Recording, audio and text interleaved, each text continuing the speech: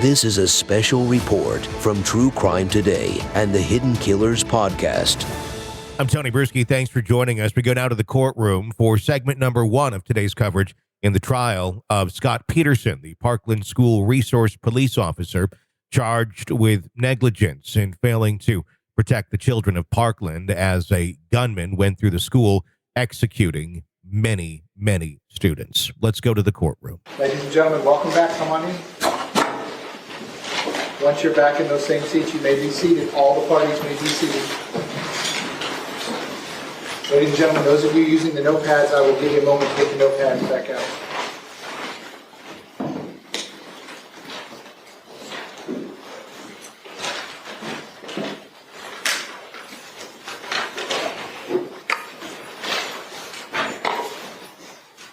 All right, ladies and gentlemen, I hope you had a nice evening yesterday evening, and I hope you enjoyed the time back at your normal lives this morning.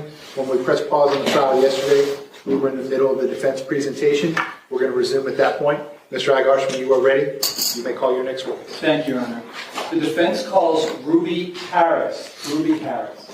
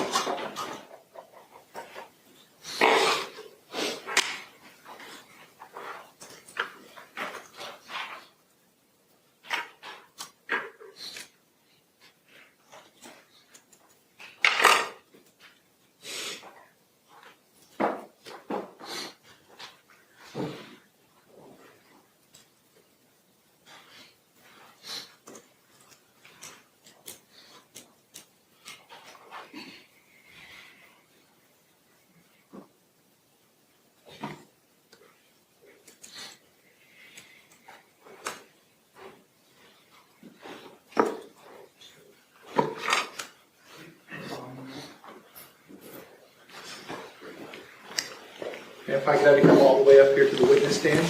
Once you reach it, or before you have a seat, you can just stop and look at me. Raise your right hand. Swear to tell the truth, whole truth, nothing but the truth. Please be seated.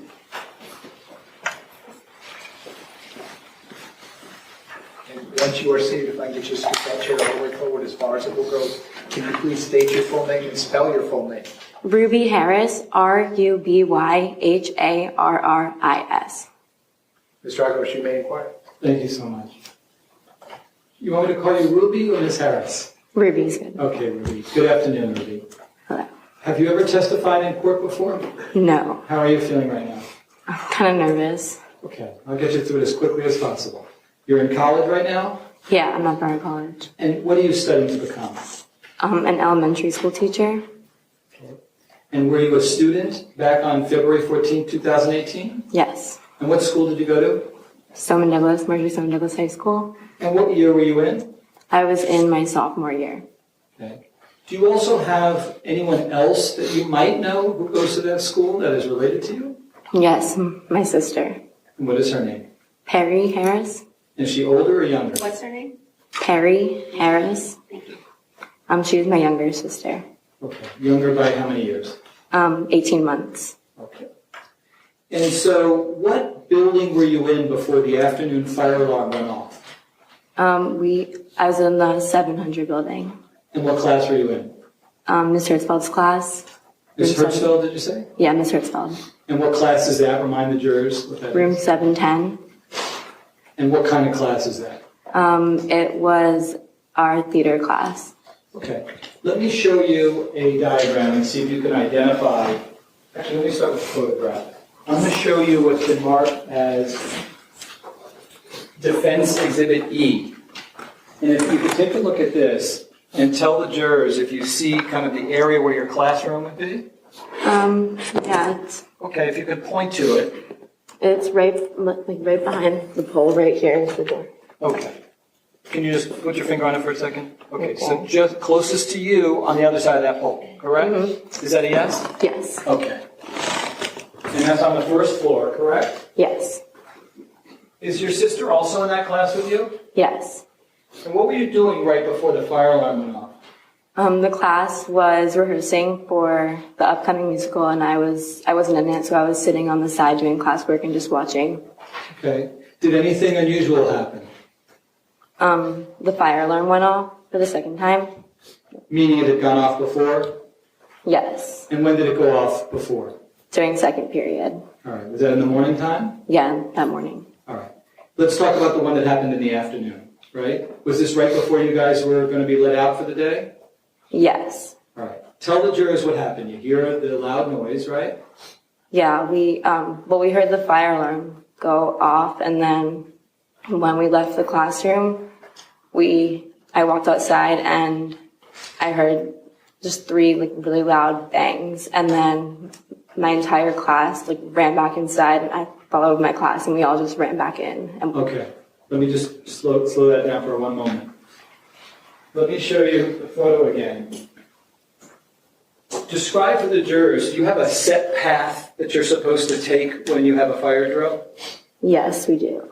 Okay. Show them where you were supposed to go had you made it all the way. So if your classroom is here, if you can track with your finger where you're supposed to walk.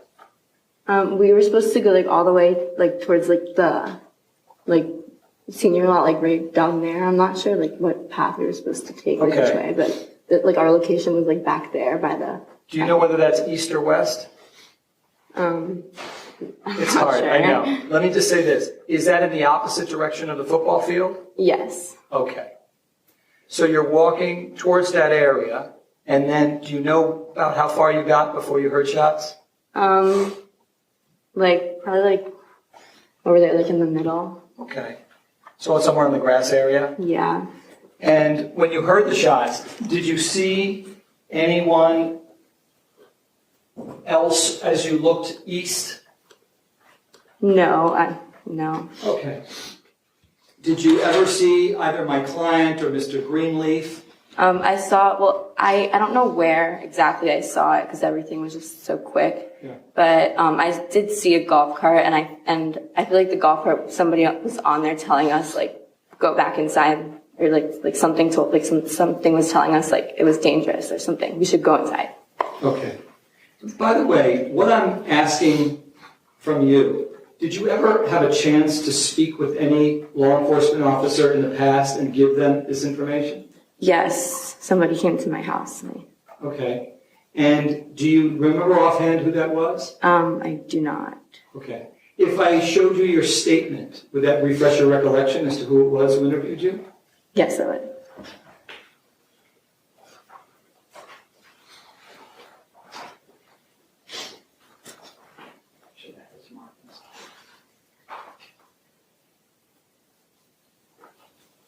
As she's marking that, do you remember also when this was? How long after the February 14, 2018 shooting was it that someone came to your house to interview you? I don't remember how long. Okay. And would looking at your statement refresh your recollection? Yes, that would. Okay.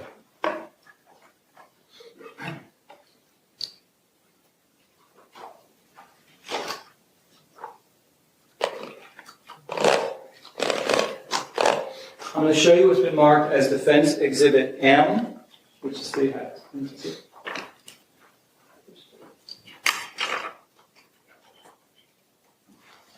Is that M of Mary? Yeah. If you could take a look at this and let me know if that refreshes your recollection as to who it was who questioned you.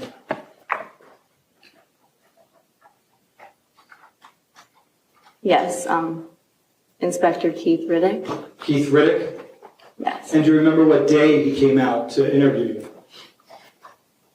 I don't remember, but on here it says it was on September 6th of 2018. September 2018. All right, thank you.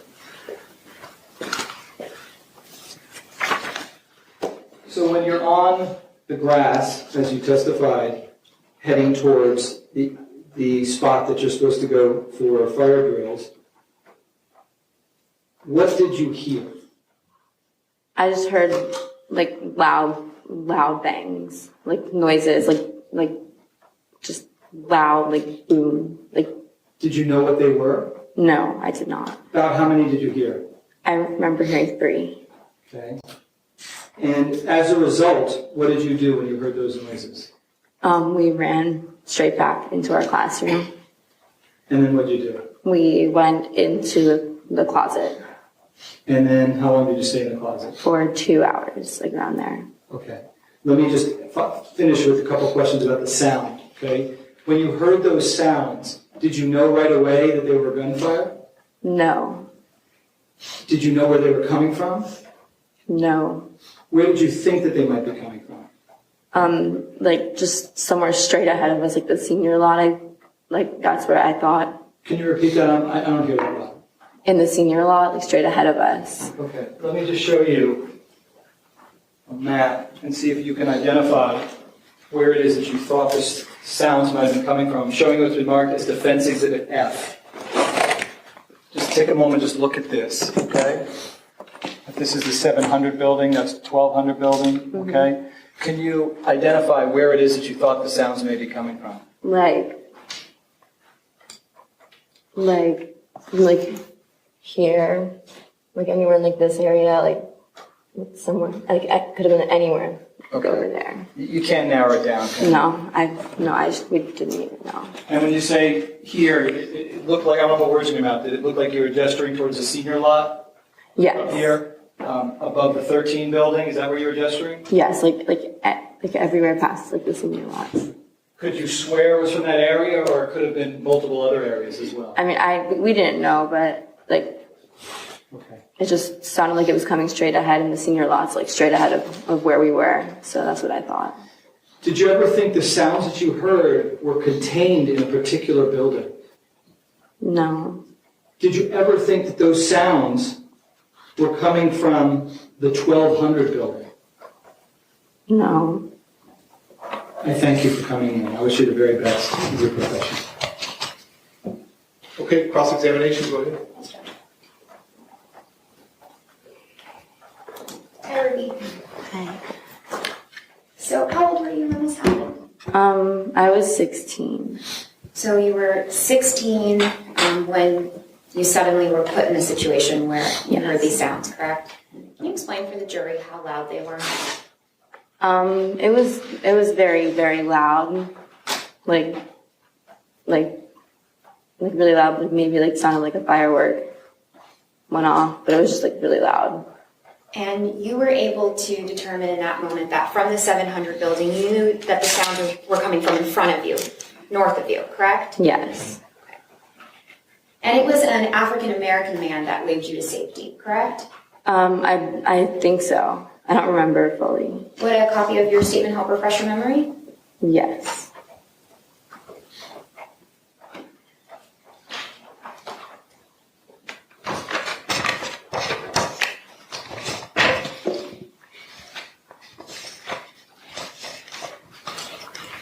So the point of the exercise, the lawyer's going to show you something, just read it to yourself to see if that refreshes your memory. Take as much time as you need. When you're done looking at it, you can look up, and I'm sure the lawyers will have more questions for you.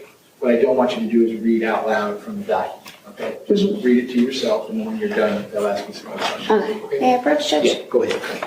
And for court and counsel's records, it's page 2. I'm going to direct you to line 29. If you could please just read that quietly to yourself. And then just look up at me when you're done.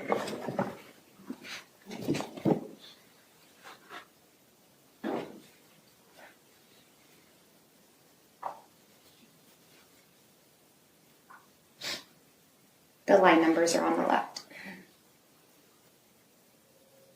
Can you show me where again? No, it's okay.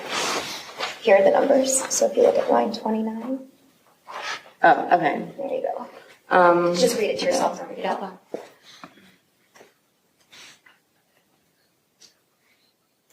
Oh, so I don't know who it was, but I just thought I saw somebody. Like I thought I saw an African-American man on a golf cart. That's what I thought I saw, but I don't know where. I just remember seeing that. Do you remember while you were at school ever meeting a man by the name of Mr. Greenleaf? Like during assemblies, yeah. Okay. The person that waved you to safety was not the man sitting at that table, correct? I don't know. I don't think so. Now, the sounds, you said they were coming from the senior lot. Is the senior lot parallel to the 1200 building? Yes. Okay. And you've explained in the past that after you heard those first 3 loud bangs that you then retreated into a closet, correct? Yes, we did. And you stayed inside that closet, inside the classroom, inside the 700 building for the remainder of that time period? Yes. Now, during active shooters, students have their role that they're assigned during Code Red, right? They're supposed to get down, hide, lock the classroom doors, correct? Yes. And teachers have their roles, correct? Yes. And you'd agree that the point of that is that you're to stay put until the police arrive, correct? Yes. Based on that, any reading? This one, yeah. Go ahead. The prosecutor asked you if the lot, the senior lot that you were referring to, runs parallel to the 1200 building, right? Does it also run parallel to the 13 building?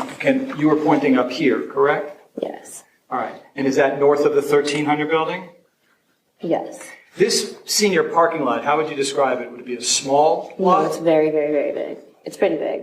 And does it also extend all the way around and in front of building 800? Yeah. Okay.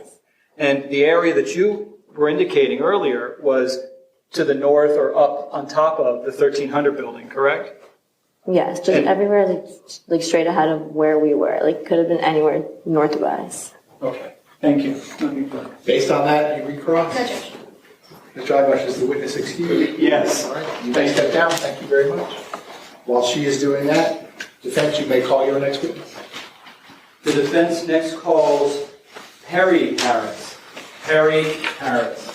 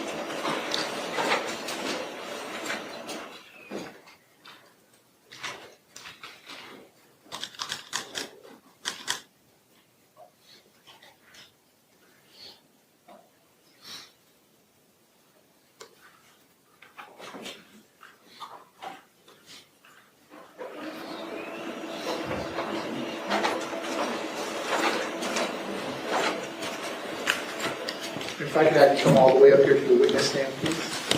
Once you reach it, or before you have a seat, you can just stop and look at me, please. Raise your right hand. You swear to tell the truth, whole truth, nothing but the truth. Yes. Please be seated. And once you are seated, I'll get you to scoot that chair all the way up forward as far as it will go. Can you please state your full name and spell your full name? Perry Harris, Periharris. Mr. Akbarsh, you may inquire. Thank you so much.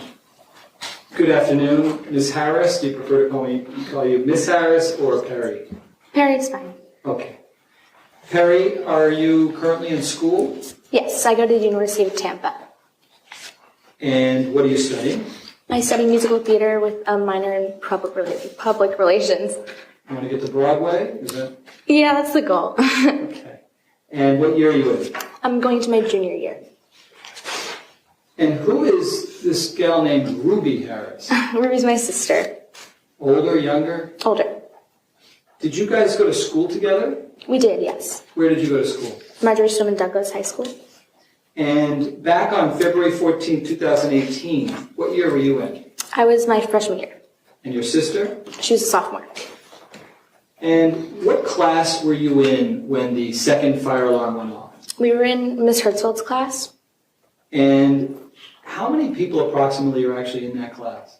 It was big amount of people. It was like 60. Okay. That's not normal, right? There's usually not that many people in the class, right? Yeah, that was a big class. Right. And let me just have you identify, if you could. Do you remember which floor that was on? The first one. And if I showed you a photo, would you be able to identify which classroom you're in? Yes. Okay. I'm showing you what is Defense Exhibit E. Take a look at that and show us where your classroom is located. Right here. Okay, just to the side of the pole? Yeah. Closest to you? Mm-hmm. Is that a yes? Sorry. That Yes, sorry. Yeah. Yeah. Perfect. Okay. So I'm going to leave this up there. Okay. The fire alarm goes off, and what happens? So we were rehearsing, and Miss Herzl, it was weird because it was the second one of the day. So we like kind of waited a little bit, but then we went outside. I don't have a full exact memory of exactly what happened. I don't really recall exactly how far it went, but according to the video of the surveillance footage, I know. We like walked to the grassy area. Okay. Show me where it is that you walk. When you say grassy area, is that the grass area right outside your room? Yeah. Maybe like there. Okay. Somewhere over there. Okay. And this is pretty close. Can you show us where the 1200 building is? Yeah, right here. Okay. It's right across. Mm-hmm. Your classroom faces the 1200 building, correct? Correct, yes. All right. And what happens when you leave for the fire alarm and you get to the grass area? What happens? We got there and we heard loud bangs, and so we all ran back inside. And did you know what those loud bangs were? No. I'd never heard anything like that before, so I didn't really know. And we'll discuss in a moment what you thought and where you thought they were coming from, but what do you do as a result of hearing those loud bangs? We ran the other way, back inside.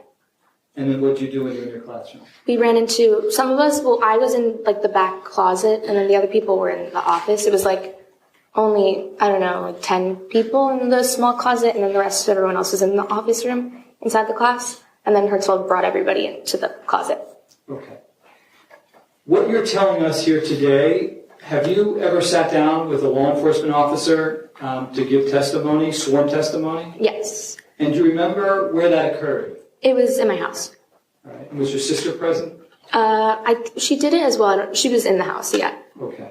And do you remember offhand the name of the law enforcement officer who interviewed you? I know it was Keith, but I don't know his last name. Okay. If I showed you your statement, would that refresh your recollection as to the last name of that person? All right, I'm showing you what's been marked as Defense Exhibit N.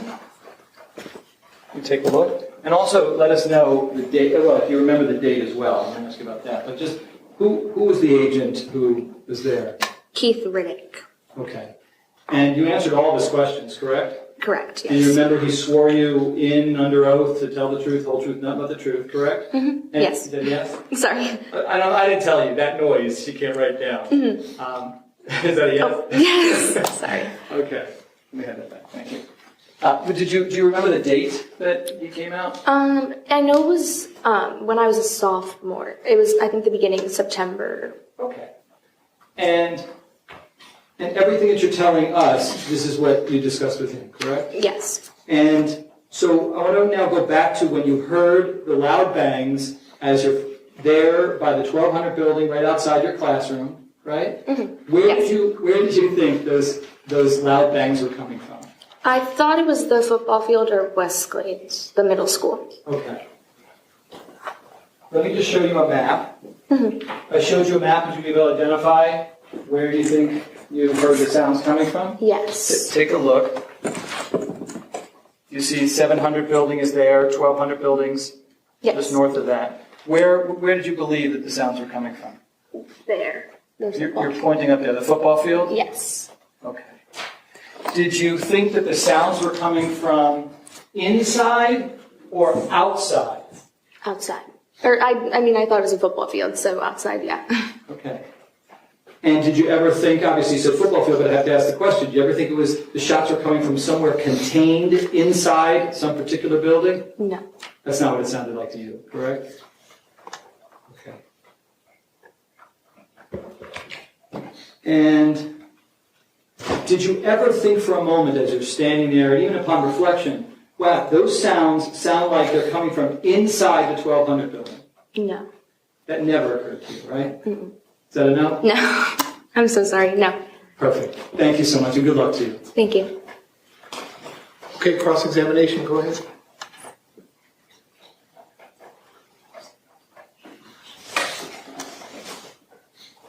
Hi, good afternoon. Hi. You were 14 at the time? Correct. Yes. Okay.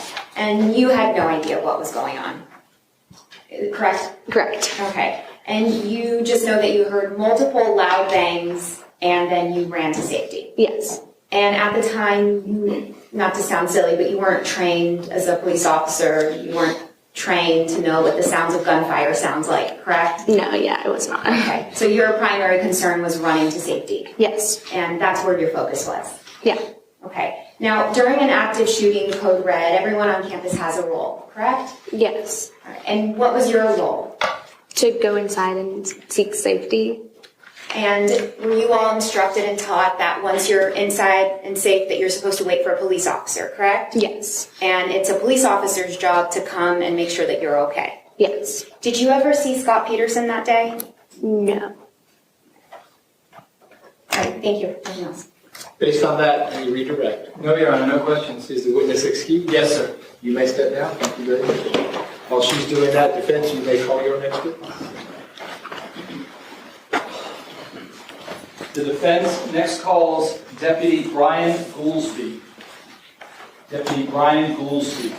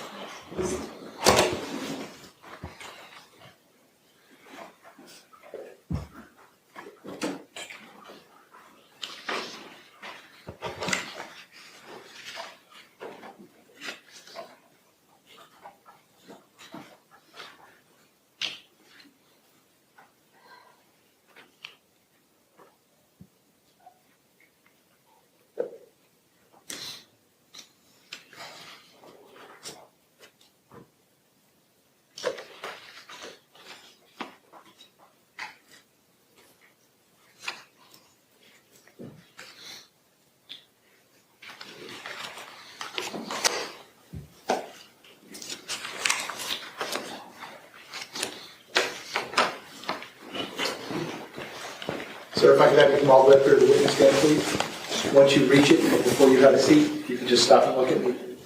Raise your right hand. You swear to tell the truth, whole truth, nothing but the truth. Yes, I do. Please be seated. And sir, once you are seated, if I can get you to scoot that chair all the way forward as far as it will go, please state your full name and spell your full name. Brian Goolsby, B-R-I-A-N, Goolsby. Mr. Agash, you may inquire. Thank you. Good afternoon. It's sergeant now, right? Yes, it is. Okay. How long have you been a sergeant? I was promoted in August of 2000. So it's been 2000? I'm sorry, 2020. 2020? 2020, yes. Got it. Okay. And who do you work for? The Broward County Sheriff's Office. That's the same agency that my client used to work for, correct? Yes, it is. All right. And where do you patrol? I'm currently assigned to the Central Broward and Lauderdale Lakes District on the midnight shift. And do you supervise any officers? I do. Tell the jurors about your responsibilities. What do you do? I'm a patrol supervisor. I have usually 9 to 12 deputies that work for me in 2 separate districts, one being the city of Lauderdale Lakes and the other being the unincorporated area of Central Broward. I am in charge of supervising them throughout the night, assigning them to their patrol zones, and handling any sort of issues that might come up throughout the evening that they would have problems with. And how many total years in law enforcement do you have? 27 years. Was that all with BSO? I worked for the city of Delray Beach for approximately 11 months. Okay. Otherwise, you've been with BSO, correct? Yes, I And have. you're well aware of their policies and procedures, correct? I am. Okay. And you've also gone through active shooter training, correct? Yes, I have. All right, we'll talk about that in a bit. First of all, what drew your attention to Marjorie Stoneman Douglas that day? There was a radio transmission that came across that was staticky and garbled, but sounded like somebody was in distress. What did you mean by staticky and garbled? What does that mean? Inside of the Parkland District office, particularly the radios were, the connectivity of the radios wasn't that great. We would have static on the radio most of the time. Quite often we'd have to go outside to make transmissions on the radio. So it was very difficult to use the radio in the building. And that's on any given day, not just necessarily the day of the shooting, correct? That was correct, yes. Did you ever make your concerns known about how the radios were not working for you? Yes, we did. And did anybody tell you anything in response? I know that it was passed up the chain of command, but I wasn't at that level to know what the outcome was. You don't get to decide what radios you use, correct? No, I do not. Nor did Scot Peterson. He has to use whatever's provided, correct? That's correct.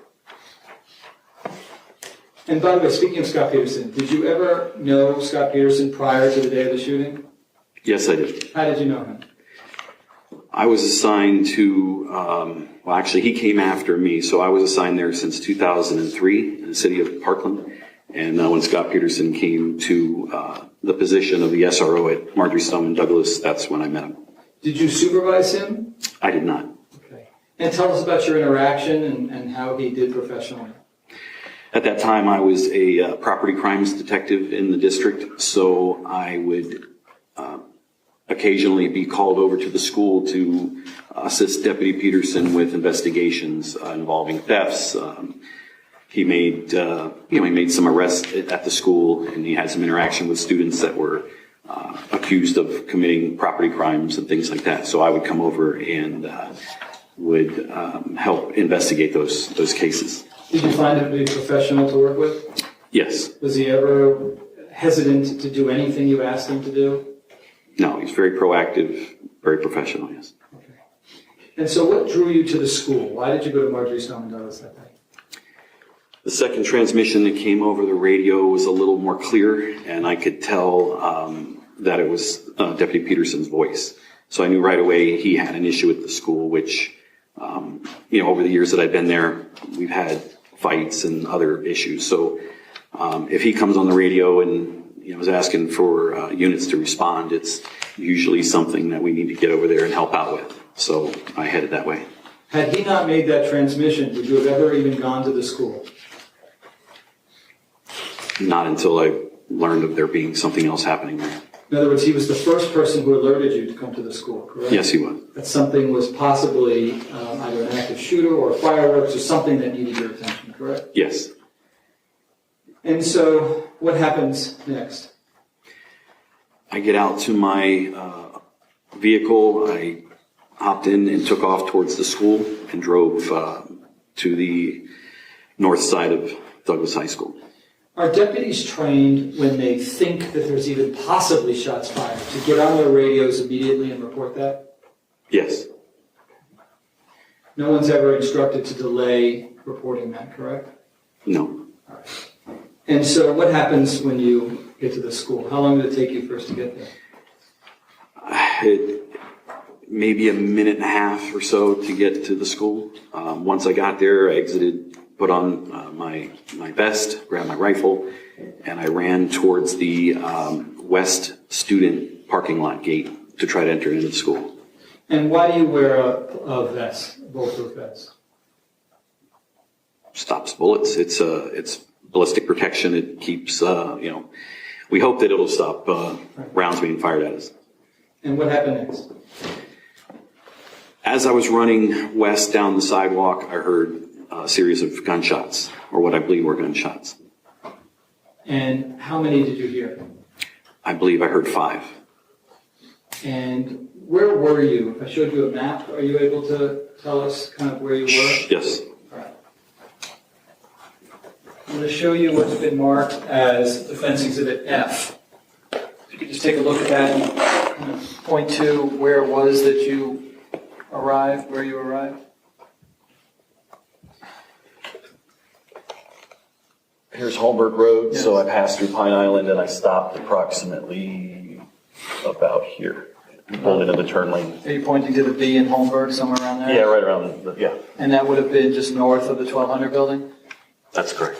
Okay. But between you and the 1200 building is a parking lot, correct? Yes, this parking lot here. Yeah. Describe to the jurors, because, how large that parking lot is. It's approximately 75 to 80 yards from Holmberg Road to the sidewalk. Okay. So 3/4 of the football field at least. Yes. And were you by your vehicle when you heard these shots, or had you moved? I was about midway between my vehicle and the west gate. Okay. And you said you heard about 5 shots? That's correct. And did you identify them as shots right away? There was a possibility it could have been fireworks, but it was leaning more towards it being gunshots. Okay. And where did they sound like they were coming from? It sounded to me that they were coming from ground level in between what appeared or what ended up being building 1200 and 1300. Okay.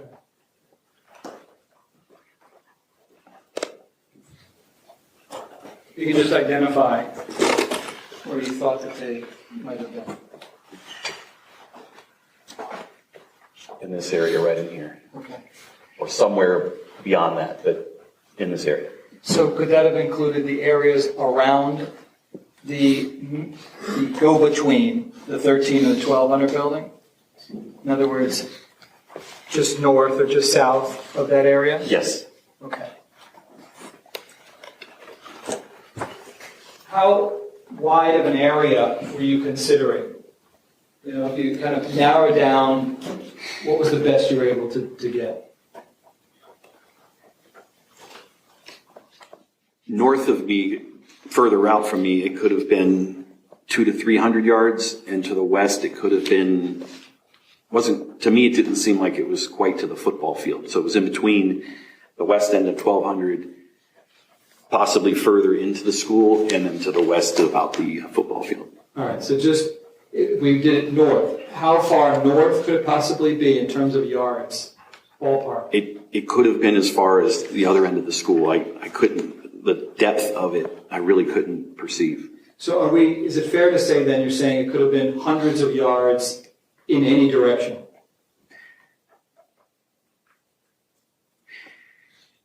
It seemed to be due north of me. Right. I'm sorry, due south of me, Right. but not so wide east and west. Got it.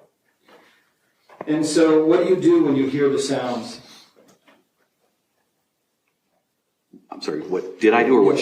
What did you do after you heard the sounds? So once I heard those shots, myself and Deputy Perry had made it to the west gate, which I was sure was going to be open at that time of the day because it usually is. So the gate was locked. So when we got there, there were no more shots.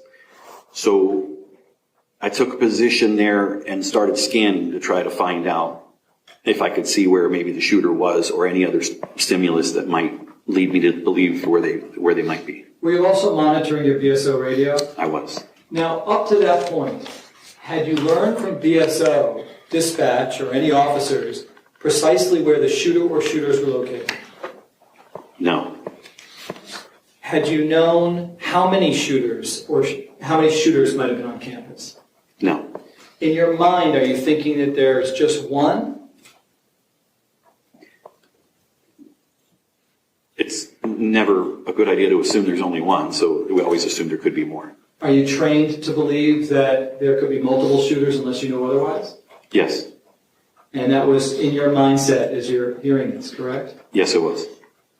Did you think, well, the shots are contained, or you thought could be in this area, and so that means that's the only place the shots would be coming from? Well, there was a possibility that they could be coming from other places, or there could be another shooter somewhere else. And that was something that was on your mind in real time, correct? Yes, sir. Objections to leading on. Well, it is leading, yeah. This is overall, but Mr. Agash, this is all direct examination, so you have to ask direct examination. Okay. Go ahead, sir. Was that something on your mind? at the Yes. time? Okay. And how were your radios functioning at that point? We talked about it when you know, how it is in general, and then as you heard that first initial dispatch, transcription, whatever came out. How is the radio now after you heard the shots? So I was able to make a number of transmissions, maybe 5 to 7 transmissions over the entire, well, up until the radios completely crashed. But in between each time that I would try to key my radio, I would key it 3-4 times and get a busy signal on the radio. When you say key it, what does that mean? Pushing the push to talk button on the radio to be able to talk into it to transmit. And was that a problem? Yes, it was a problem because I couldn't get any transmissions out. And tell the jurors how that becomes a problem for first responders like Scot Peterson. Communication's key. So we're all in different areas of the school. We need to be able to relay what it is that we're each seeing, hearing, what our senses are telling us. So if I see something that's happening in my area where I'm at, I need to be able to relay that information on the radio to the other deputies that are on the scene. And what is patching? Patching radios, what is that? So at BSO, we have multiple talk groups. Each district has a talk group. So in the event that a situation is spilling over into another district, we can patch our talk group with the other talk group. So 2 cities next to each other would be able to communicate with each other. At what point did you learn that Coral Springs was also on the scene?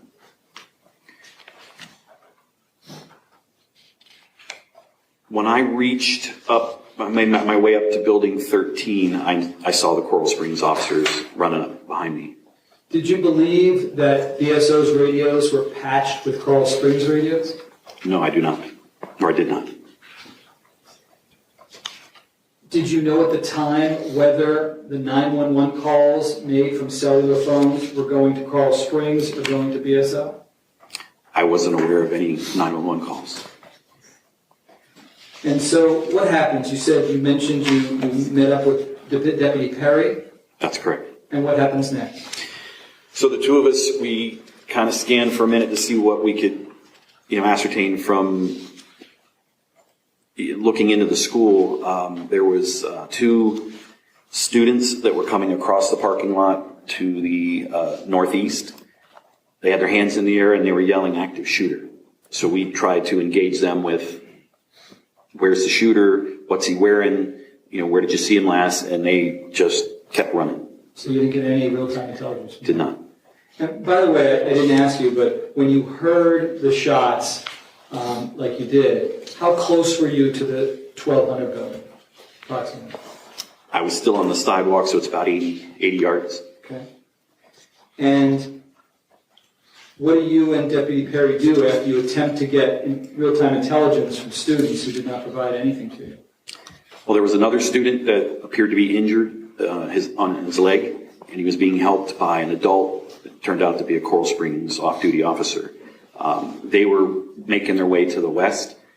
He was asking us to help. I think his name was Kyle. He was telling us to help him. We were asking him, did you see the shooter? Where's he at? And we're getting nothing back. I knew there were deputies to the west, so I told him to keep moving to the west and they could help him out. Okay. And what's the next thing that happened?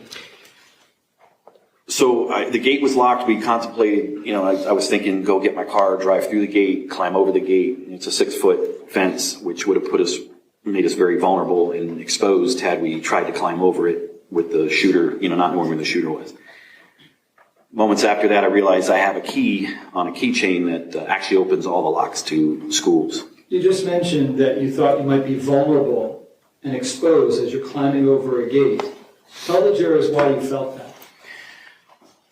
Well, when I was running westbound and I heard the shots, I couldn't tell where they were coming from. I even cringed a little bit thinking that I could be getting shot at.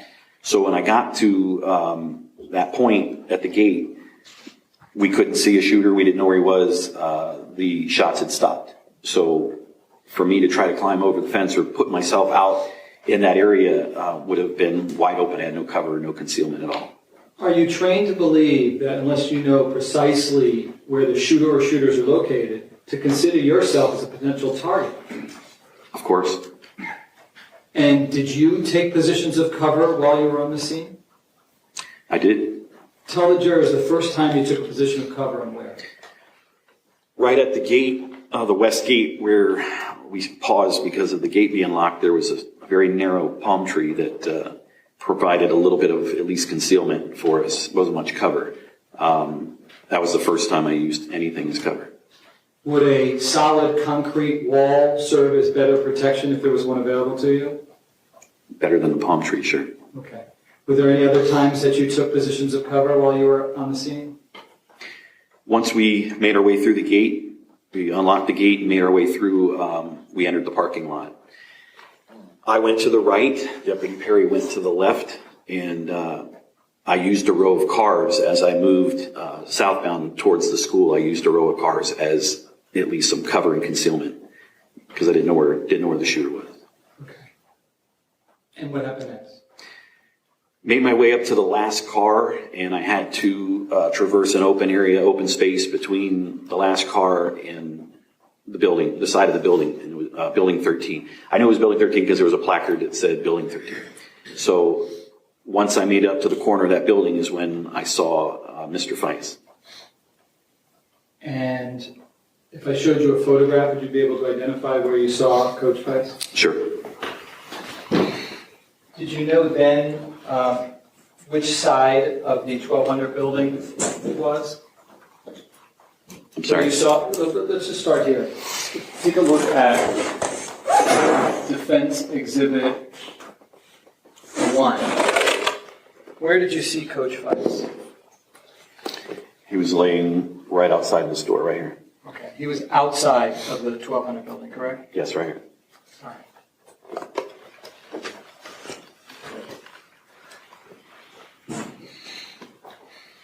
When you see Aaron Feist on the ground, did you go rushing inside the 1200 building? No, I did not. What happened next? I announced on the radio, I was able to get through on the radio and said that there was a student down outside the building. I knew it was him, but I didn't want to put his name over the radio. So at that point, there were Coral Springs officers that were coming up past me and continued on up to the 1200 building. Did there ever come a time where you felt that Coral Springs police officers had more information than BSO? It became pretty clear at that moment that they knew more than I did. And how did you know that? Just from their actions? Well, because they went directly to the 1200 building. I was still checking the 1300 building. I was with another Coral Springs officer that came up behind me, and I was peering into the windows because I didn't want to pass by him. Doors are something that we train to check. We don't want to pass by doors without making sure we've checked them, because you pass by a door and someone can pop out behind you. So I was looking in the windows of building 13 to see if anybody was inside. It was pitch black. I couldn't see. I checked the second door, and then I told him, just kind of keep an eye on the doors in case somebody pops out. Because at that point, I had to make a decision where to go from there, because I see Mr. Feist and I don't have any more stimulus as far as any kind of shots being fired or shell casings or blood trails or people telling me, they're injured or anything like that. Even when you see Coach Feist on the ground and you see Coral Springs officers going into the 1200 building, did you ever think, okay, so now I know there's one shooter in the building killing people in that building? Did you ever think that? No. How come? There was nothing that, in my mind, that was indicating that. I had no stimulus. There was no evidence that anything was going on inside that building at that moment. Other than them thinking that they knew with certainty that there's a shooter inside the 1200 building, why else would they have been going into that building, would you have thought at that moment? Objection to speculation. Yeah, that's his thing. What were you thinking in that moment as they're going into that building? I was thinking that we had some sort of a shooting go on. We had a employee of the school that was obviously deceased on the ground, and that they were going into that building to investigate, maybe see if there's something going on in there. Were there any other stimulus, like bullet holes that you can see from any windows? There was a point where I finally looked up and to my left, and I could see that there were bullet holes in the windows of the third floor. That would have been on the west side, though, the same side Aaron Feist was shot, correct? That's correct. And at that point, when you see the bullet holes, do you say, okay, now I need to run into the 1200 building? No, I couldn't tell if they were going into the window or coming out of the window. So I did mention to the Coral Springs officer, hey, we got to keep an eye on that window. I made sure I had some sort of cover between me and those windows. My thought process at that point was that the shooter could have advanced into the school to the south or to the west. Did you also possibly think that there could be a shooter or shooters on any of the neighboring roofs? That was a possibility. In front of me was a balcony. I don't know if it's a 700 or 800 building. It was a 2-story building with a balcony that I was concerned about, that if there was a shooter up there. There were bushes in front of me across about 30 to 40 yards away from me that would have given the shooter concealment. So I was very concerned at that point that the shooter was on foot somewhere in the school and was potentially going to be a threat. So as officers were coming in behind me and going to building 1200 and moving up to where I was, I took the job of securing that area. Pointed my rifle down, scanning, making sure that nobody popped out. And when you did that, after seeing Aaron Feist on the ground and seeing the officers go in, you're doing that from a position of cover, aren't you? Yes. How come? There was a lot of area in front of me that a shooter could have been hiding. So I couldn't see all of that area at the same time. So by having some cover, if he did start shooting, at least I would have somewhere to use as cover concealment and to return fire at him. And while you're in that position of cover, are you looking and scanning all around? That was my job at that moment, was to protect anybody that was coming up behind me and to hold that position in the event that the shooting either started coming our way, or if there was more shooting in the school, that we could advance towards it. And aren't you trained to continue to scan and look if you're not sure where the shooter or shooters are located? Yes. And did there come a time where you tried to convey over your BSO radio that Aaron Feist was down on the ground? I'm sorry, can you say that? Repeat that. Did there come a time after you saw Aaron Feist, did you think that he was dead? Yes. Okay. Did you ever get on your BSO radio and announce that over the radio? No, I did not. Did you attempt to do so? I did not. Okay. So, okay. And what's the very next thing that happened? There were Coral Springs officers that came out of building 1200 with Mr. Hickson, and he was obviously had been shot. So while a BSO deputy, Volpe, and a Coral Springs officer, I don't know, they loaded him onto a golf cart and they took him over to Pine Island Road where fire rescue was. Okay. Did you ever go into the 1200 building? So after a period of time, it started occurring to me that this guy is no longer, the shooter's no longer here, that he'd left. How did you know that? Just a hunch. There was no more shots being fired. There was no other stimulus to believe that he was there. But BSO radio, did you ever hear anything over the radio saying, it's all clear, the shooter's gone, you're safe? No. That didn't come till, did you ever hear that?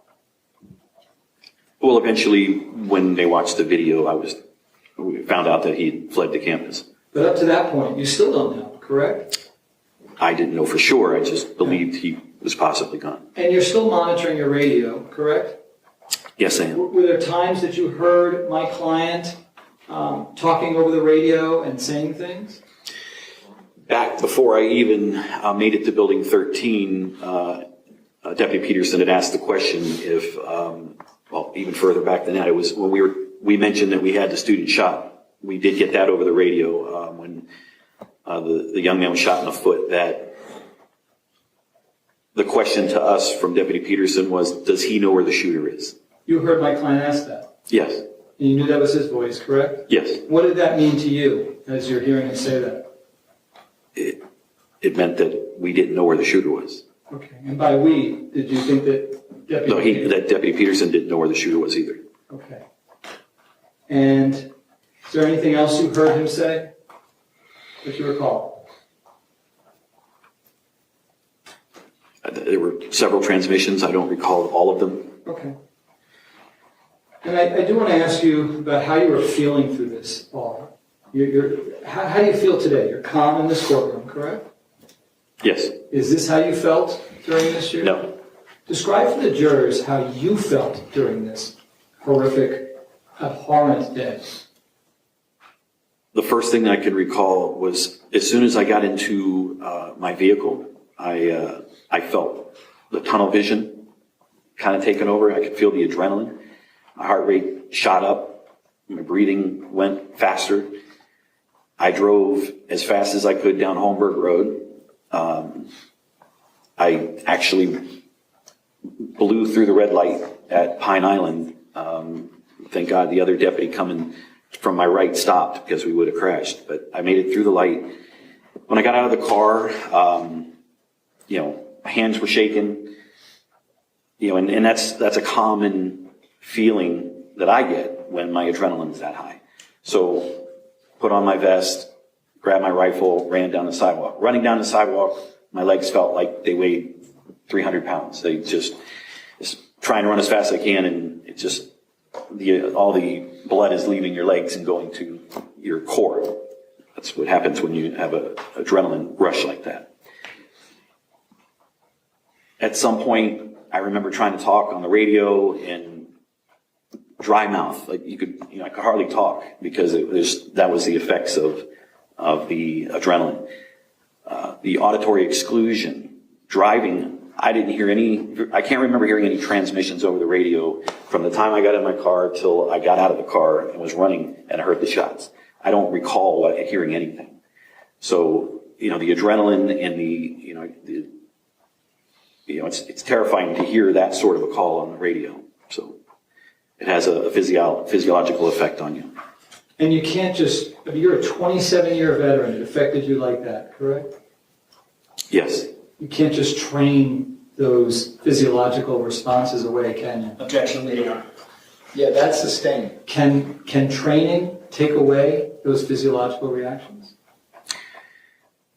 There's no training, but experience and being subjected to that sort of thing on a more frequent basis tends to lessen the effects. Okay. You still felt the effects, though, correct? That day I did, sure. Was this anything like you had experienced in the past? No. How so? I've never experienced anything quite like this that day. Okay. And ultimately, you never went into the 1200 building, correct? There was a point where the curiosity got the best of me. I went and I did open the door to look into the hallway, and when I did, there were 3 or 4 officers coming towards me from east to west with rifles pointed in my direction. So I closed the door and moved back to the position I had before that. What were you thinking? What was your concern? Well, that if I stood there with the rifle pointed at them, I could be very well shot by the officers that were at the other end of the hall. Okay. Sergeant, I thank you for coming in. Okay, cross-examination, go ahead.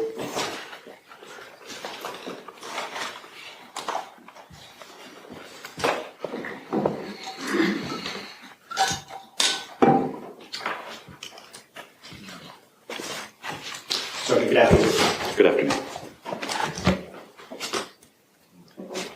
So let's start from the beginning of the 14th, when you first realized something was going on. You heard over the radio Scot Peterson, correct? The second call, yes. The second call. Shots fired? Yes. Okay. His voice sounded unusual when he said that, correct? Yes. More frantic? Sure. Whatever word you would use. I don't need to go over it. It's very common in police work that's when you know something's happening. The voice, the octave goes up a little bit when there's something going on. Okay. and you get immediately in your car, drive over to MSD. It takes about a minute and a half. Correct. I'm going to show you on that, John, how to use it can be shown.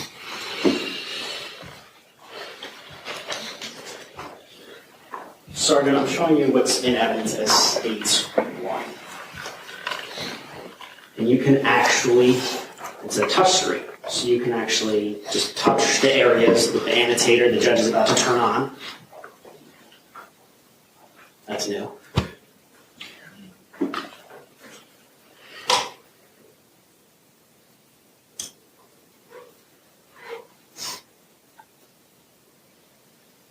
Your touchscreen.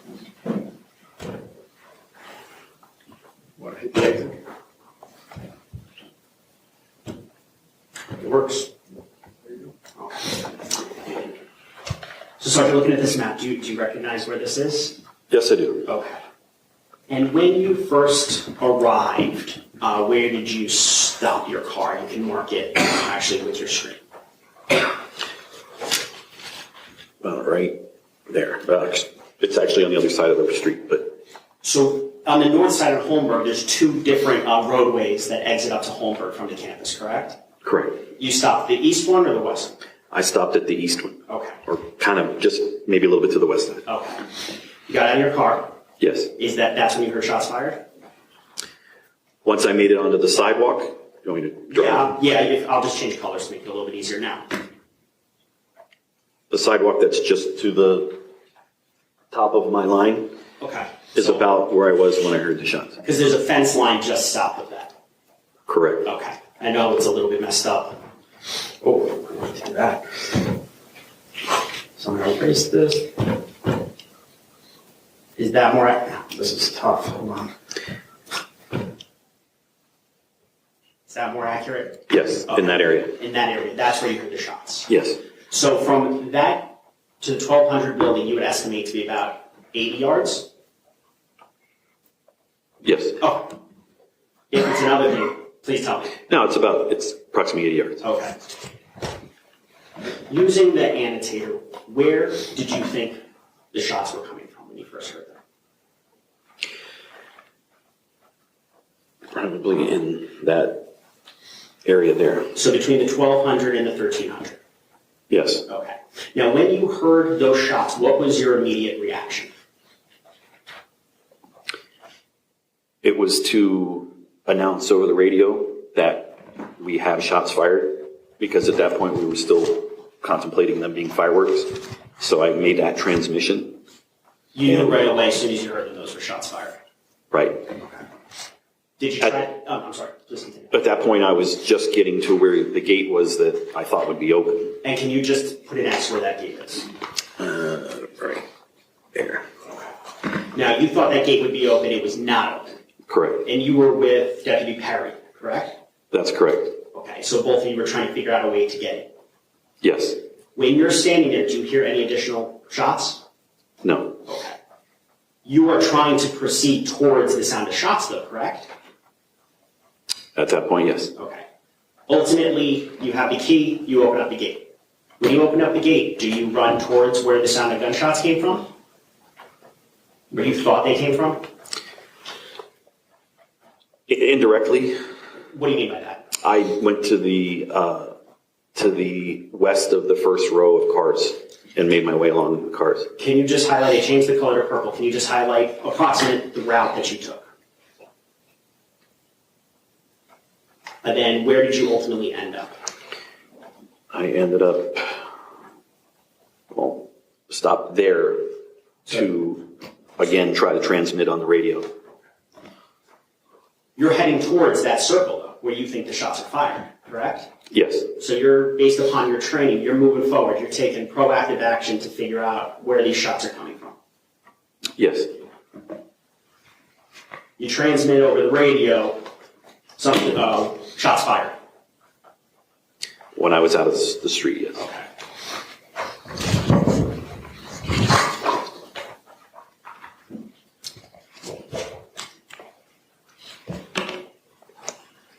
Now, when you get to that position where the purple line stopped, you saw Coach Weiss on the ground, correct? Yes.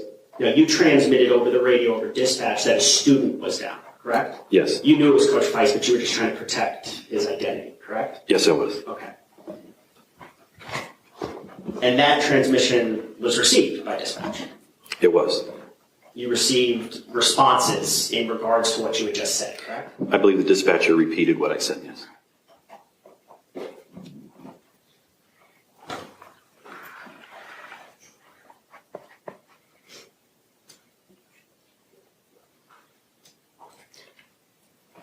You also heard at some point in time, Deputy Peterson said to stay back 500 feet. Do you recall hearing that? I've heard the audio from the dispatch from that day many, many times since, but I don't recall that day if I heard that.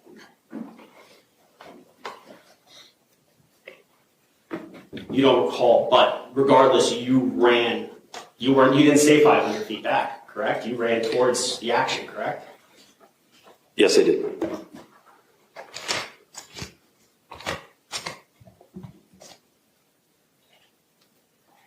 Now, you said the first transmission, or I guess it was the second transmission, the Staticam garbled. But you understood shots fired. That's why you went to MSD, correct?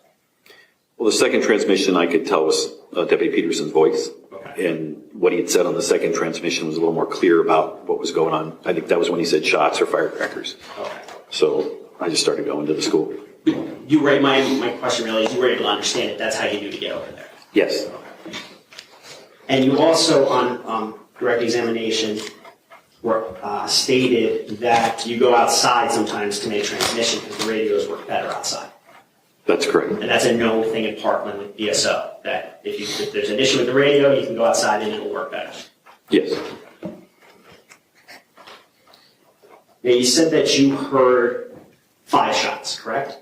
That's correct. Not 2 or 3? I'm fairly certain it was 5.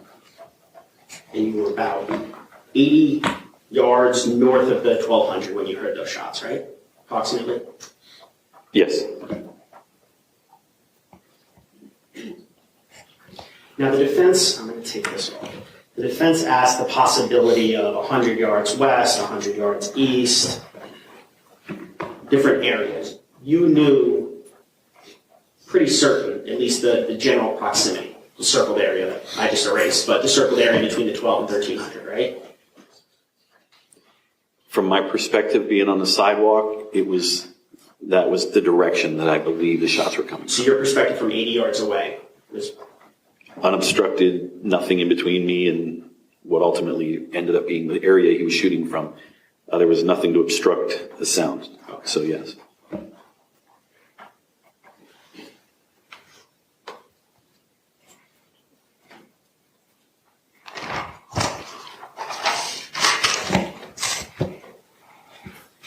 Now, you stated you were able to make approximately 5 to 7 transmissions, correct? Yes. That you would key it up 3 or 4 times would work, but maybe on the 5th time it wouldn't work. Correct. So you relayed information about the student being down, which was actually Mr. Feist, correct? Yes.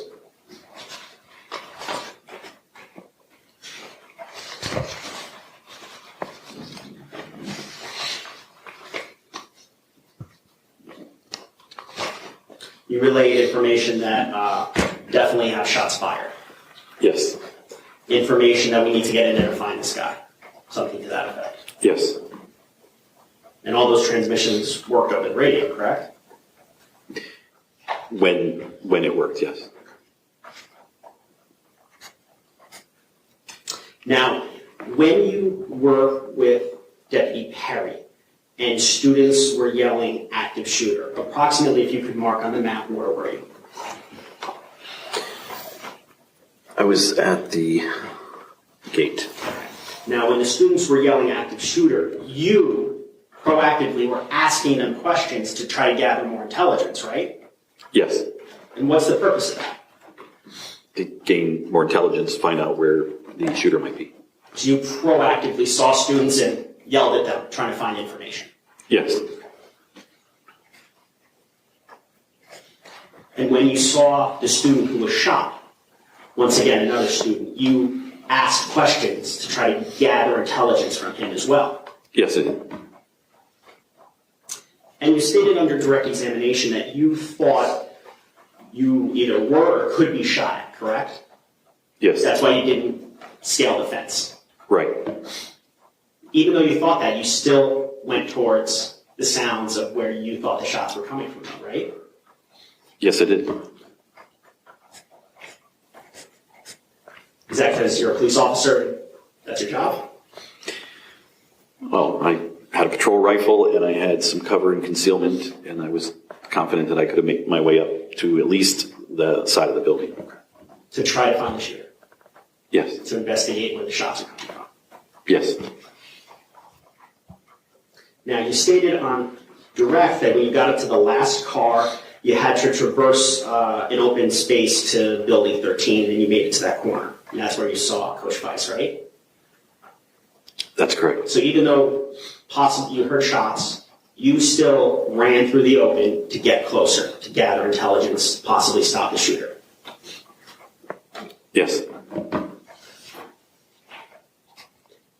Now, when you got to the corner, no more stimulus, right? Other than Mr. Feist being on the ground. Saw Mr. Feist. No more shots fired. You didn't hear anything. No. At that point, you didn't see the bullet holes in the third floor teacher's lounge area. I hadn't seen those yet. So at that point in time, you're scanning. You're looking for more intelligence to try to figure out what to do next. Yes. You even peered into the windows at 1300, correct? I did. Because looking into windows, maybe you would gather some intelligence that could be useful. That's correct. You checked the doors to see if they were locked. I did. Proactively trying to investigate this, trying to figure out where the shooter is. Yes.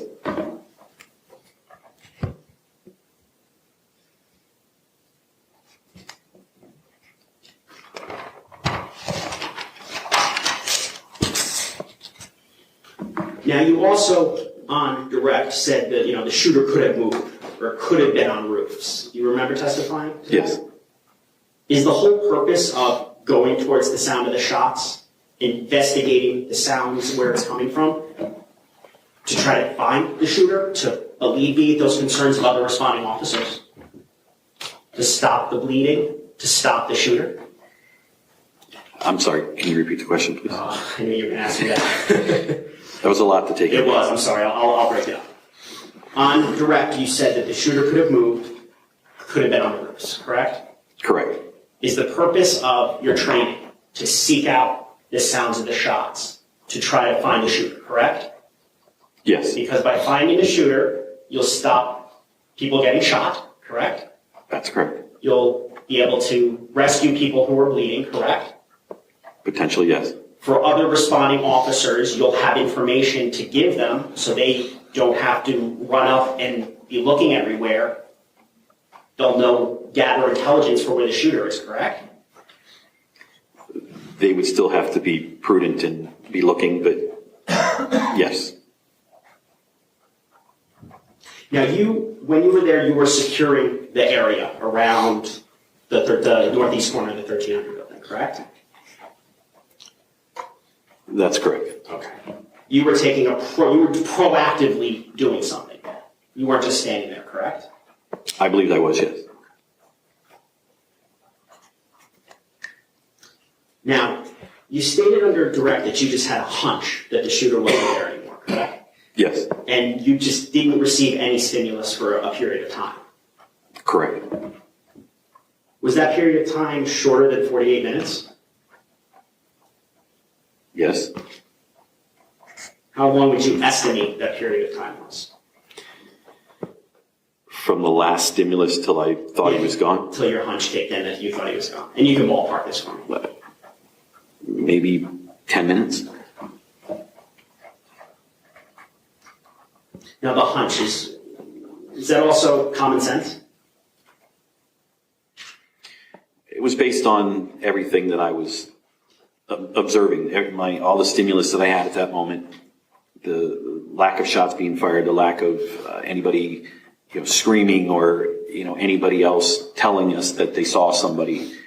It was just a hunch. So based on your training and experience? Sure. Now, on direct, Ms. Darglash asked you about how you felt during the shooting. And you felt tunnel vision, correct? I did. You felt adrenaline. I did. You felt or that you were breathing faster. Yes. That you drove fast. You got there as quick as possible in your car. Yes.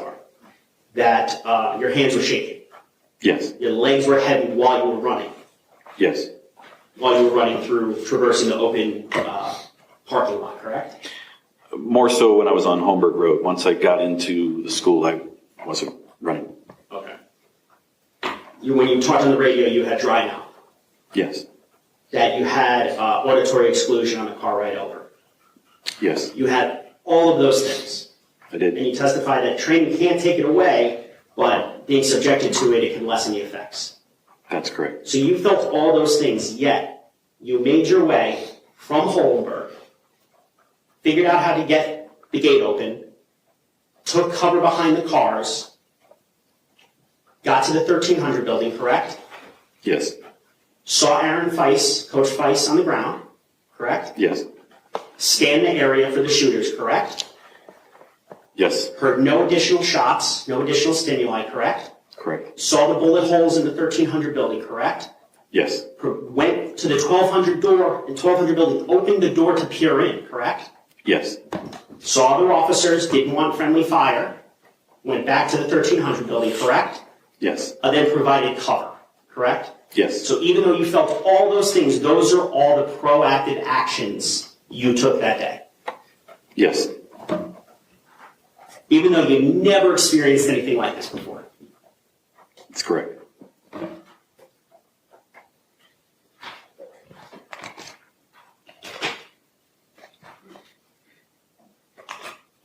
Now the shots, when you heard them, they were loud, right? I mean, you were 3/4 of the football field away, yet you heard 5 shots, right? I wouldn't characterize them as loud. How would you characterize them? It's more of a crack, more similar to a firecracker or a small caliber handgun.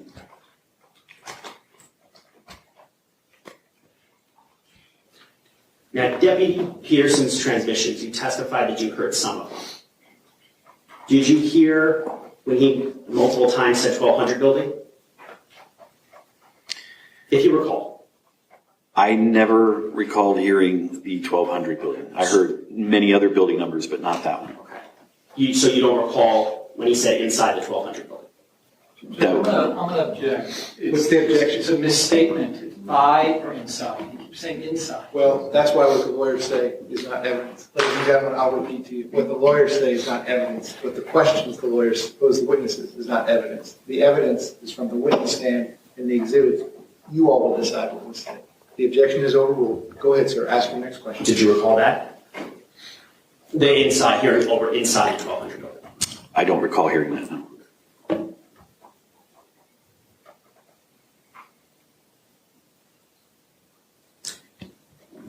And you don't recall the stay at least 500 feet away? At the time, I don't recall hearing him say that.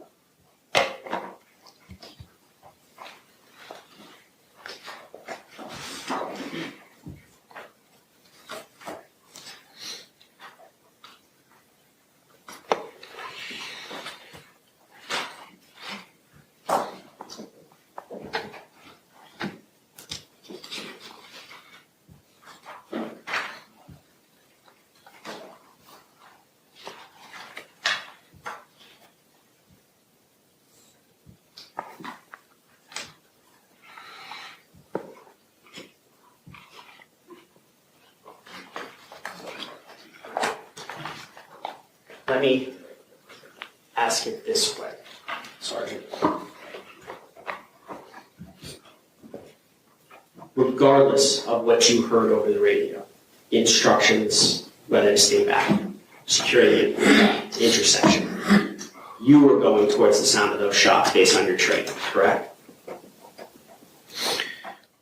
Based on the stimulus that I had at that moment and the position I was in, I felt comfortable enough to move forward. Move forward towards where you Towards, yes.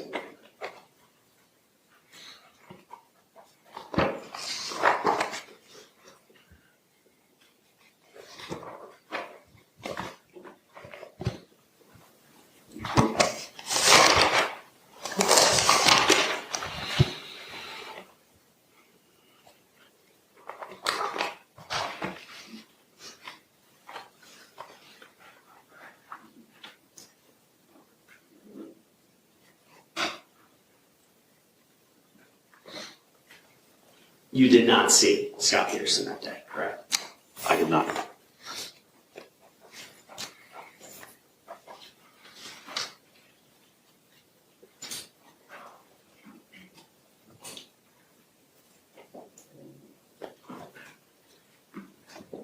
Three days after this shooting, so on, it would be February 17th of 2018, you drove Scot Peterson back to the school to get his car, correct? I did.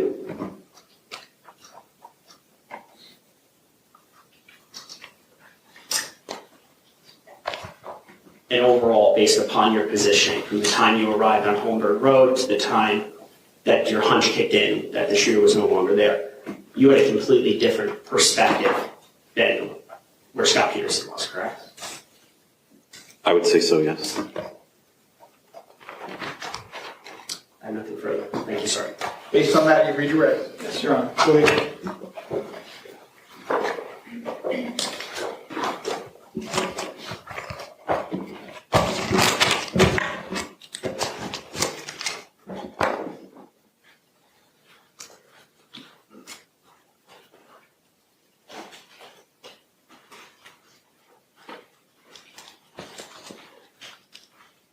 Sergeant, the prosecutor asked you about your training prior to this active shooting, correct?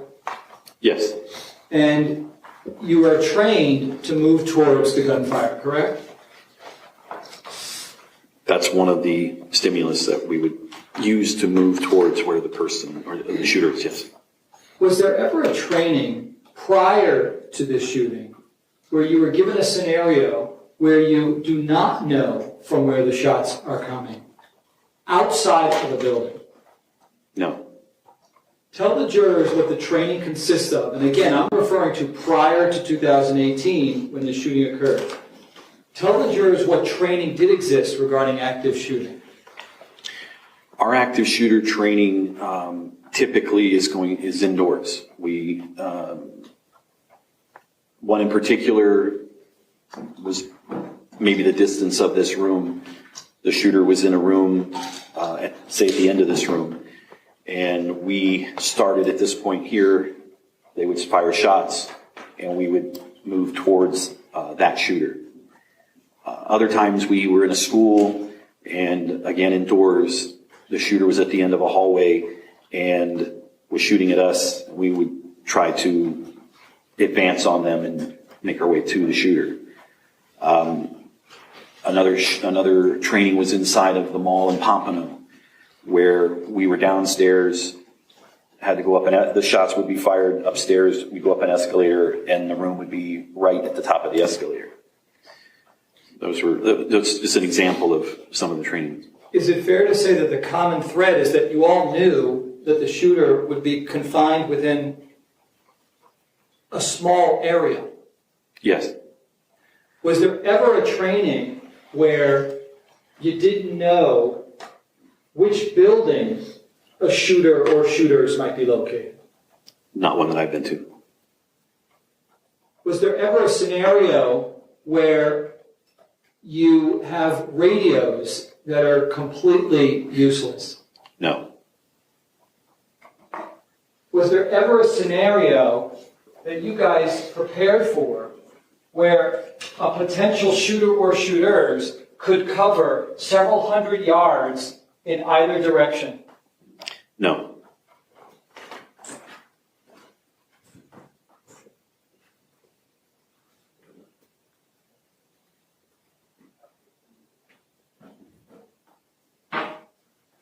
So what do?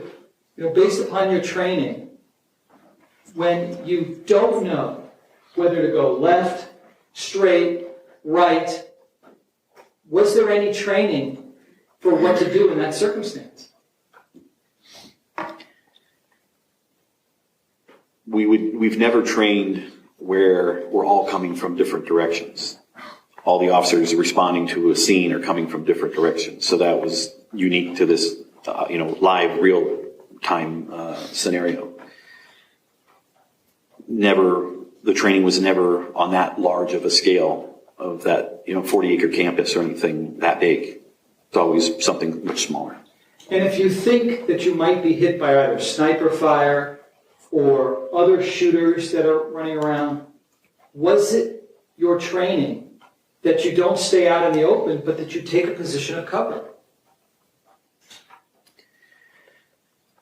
None of the scenarios were ever set up that way.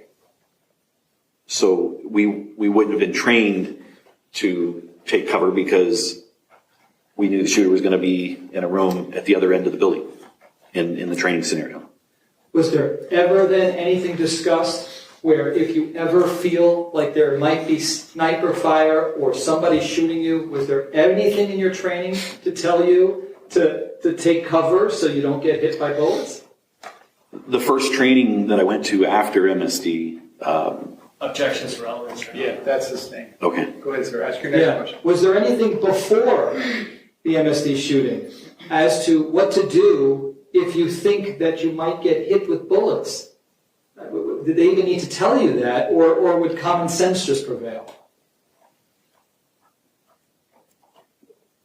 I don't understand the question, I'm sorry. A scenario where you show up to a scene and you hear bullets and you don't know where they're coming from.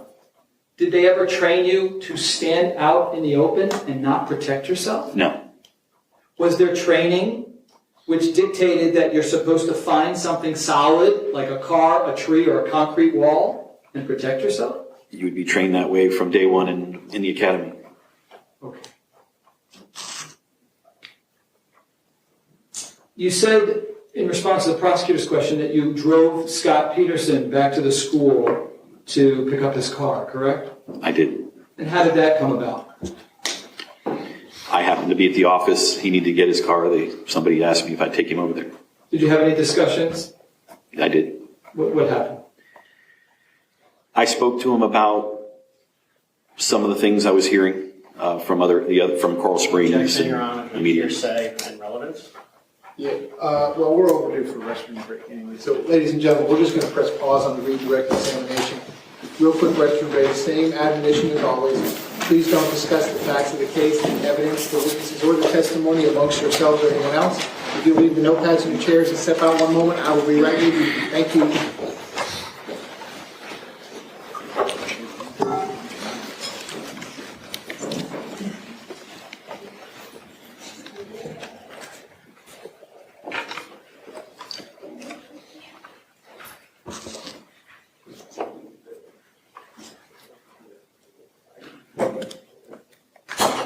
Okay, we're outside the presence of the jury. Everyone can be seated. So if you want to step down, you may do so. Just step out into the hallway. You can't talk to anyone about your testimony. It's like you're still on the stand, and I'll have you right back in 5 minutes. Okay. Thank you. Hold on, Mr. Pierce. Mr. Pierce, come on. I just need the witness to walk.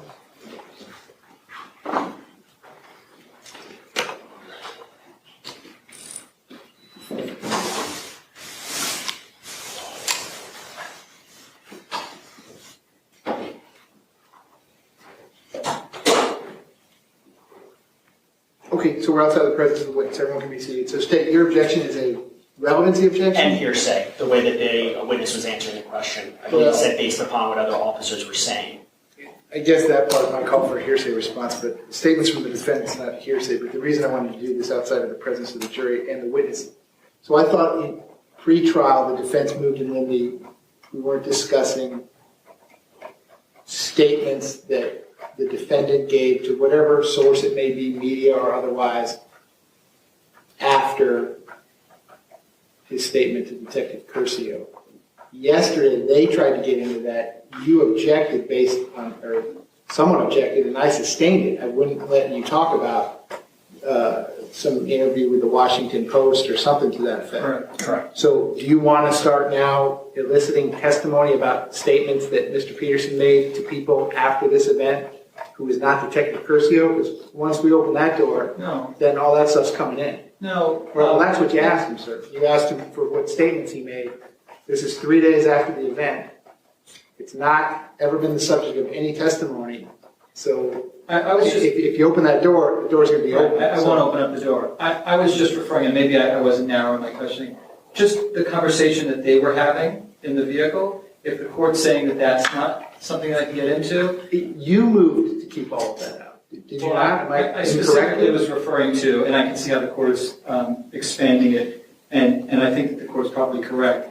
I was referring to interviews that my client gave, and I think the court is considering this to be that. I won't get into what he said if that's the court's ruling. I would like him to articulate my client's demeanor. He was with him. He can articulate. That's not what you asked. I understand. I know. That would asked have about been the the next. conversation. That would have been the next question. But I understand the court's ruling. All right, so is that your understanding? We're not talking about that I mean, post-event yes, Your Honor. statements outside of court by the defendant, with the exception of Detective Curcio's testimony, which has already taken place. Yes, with the understanding that if Mr. Peterson takes the stand, perhaps for impeachment purposes. Would the court permit me to have the witness testify to what he told my client? Well, what is the relevance of what anybody told anybody 3 days after this incident? What's the relevance of that? Helps the jury decide something they need to decide. Well, it anchors. He's going to talk about how he was telling my client. Let me make it more simple. What if there's 100 witnesses that say, I think Mr. Peterson did everything right? And the state has 100 witnesses that say, I think Mr. Peterson did everything wrong. Yeah. Let me repeat my question. What does that have to do with any decision this jury has? I won't get into it. Okay, very good. State, anything else before our restroom break? No, Your Honor. Defense, anything else? No, Your Honor. Thank Okay, you. we'll be in a quick recess. That's segment number 1. There is more to come. Press subscribe so you don't miss any of our continuing coverage. I'm Tony Brueski. Stay with us. This has been a special report from True Crime Today and the Hidden Killers podcast.